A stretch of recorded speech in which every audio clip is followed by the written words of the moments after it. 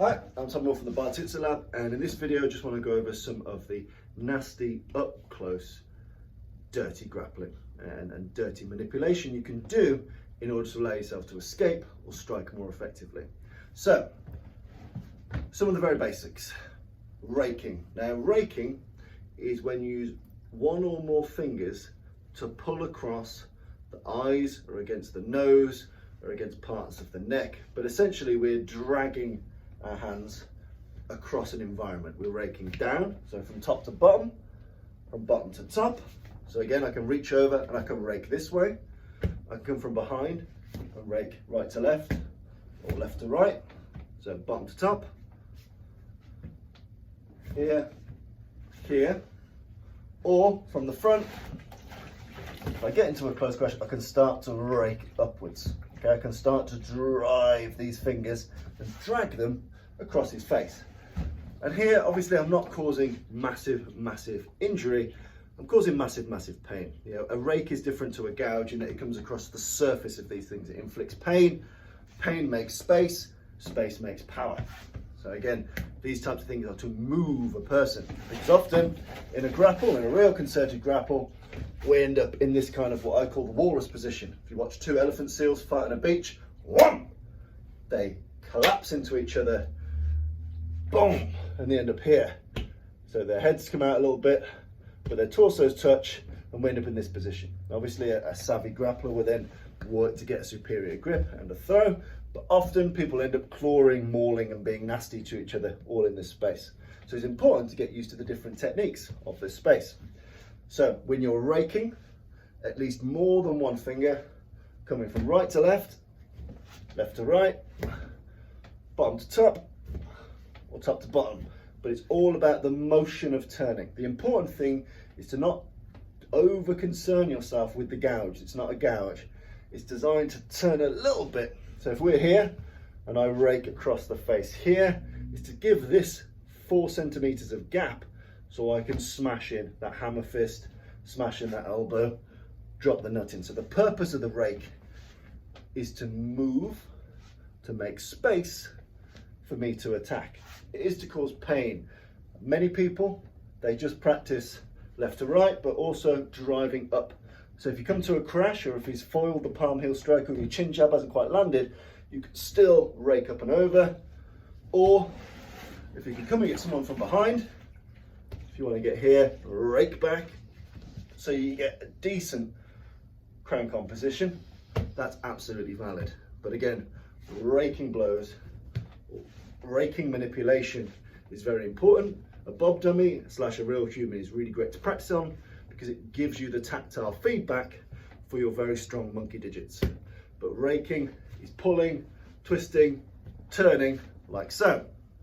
Tearing and seizing is about taking something like your hair, like an ear, like the nose, and pulling it.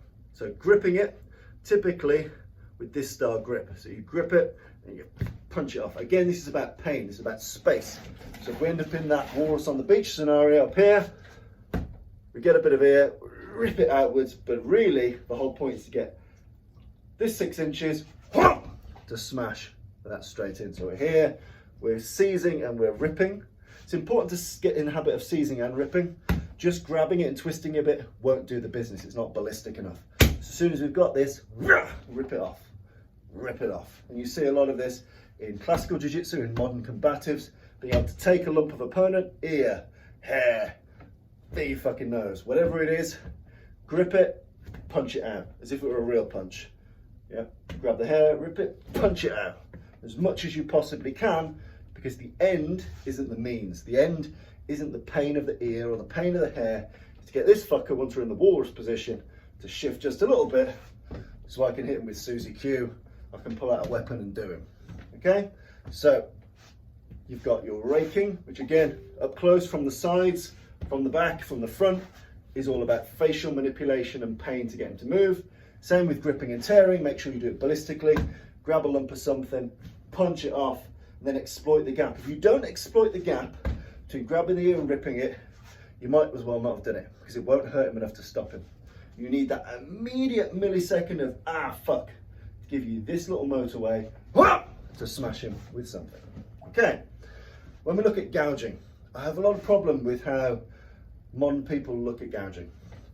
When you're putting shit in people's eyes, they really want to fuck off away from it, okay?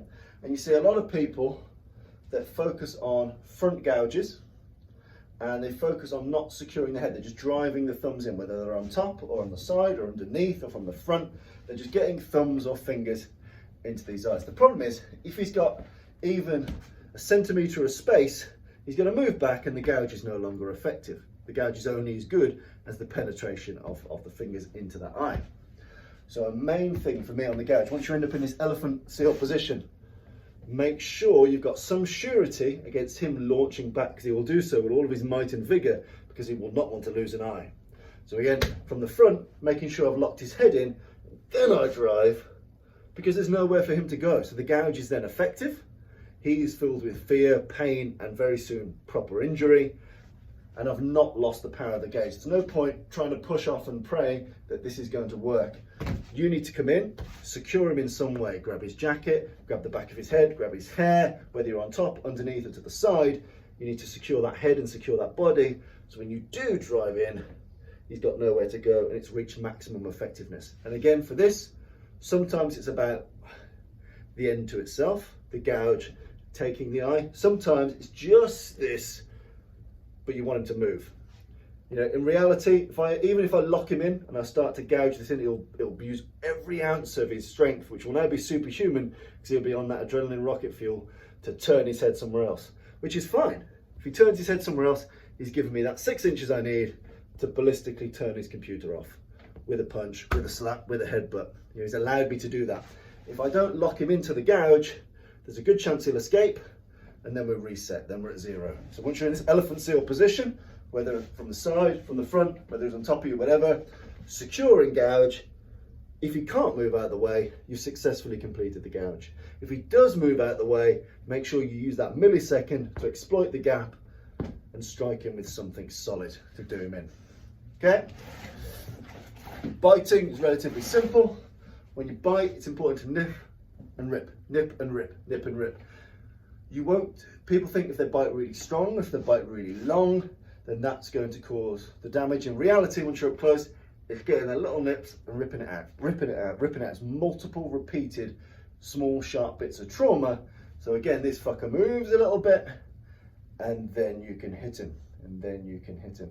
So you look at a lot of the gypsy bare knuckle boxers, a lot of the things they'll do will bite. They'll bite a lot. Is it Martin Doherty? I'll put the description in the link, but he talks about chewing someone's face off as if it were a Mars bar, and that is bite and rip, bite and rip. It's not trying to be Jaws. You're not a great white, you're not an anaconda, you can't open your jaws that big, so keep it short, rip it off, and sound terrifying, sound fucking terrifying when you're all up in his ear and his nose. It gives the impression of final, lasting maxillofacial damage. People don't want it. So when you're biting, don't just think you're an anaconda, don't open your mouth really wide, don't hold on for dear life. It's bite and rip as you get up close. Sounds gross, but it's important to know if you ever need it.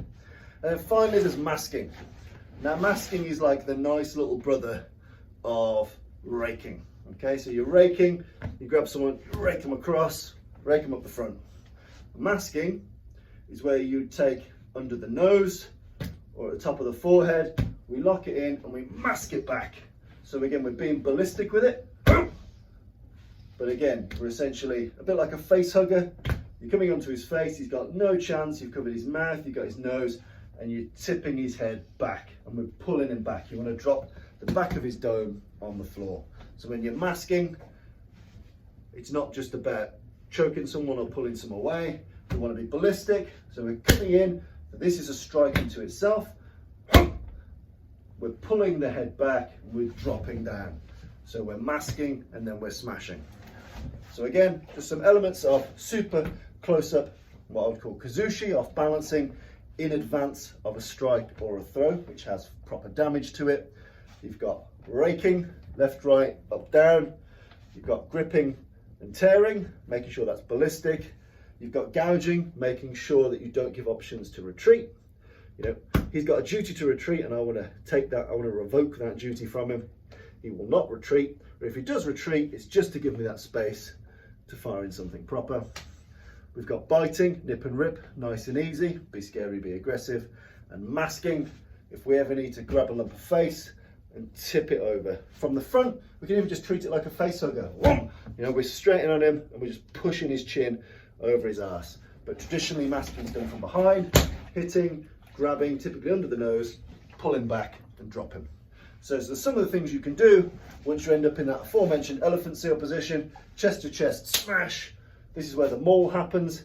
Nobody wants to be in the maul. Even the people successfully in the maul don't want to be in the maul because it's a nasty place. We are both in each other's no man's land. What I can do to him, he can do to me.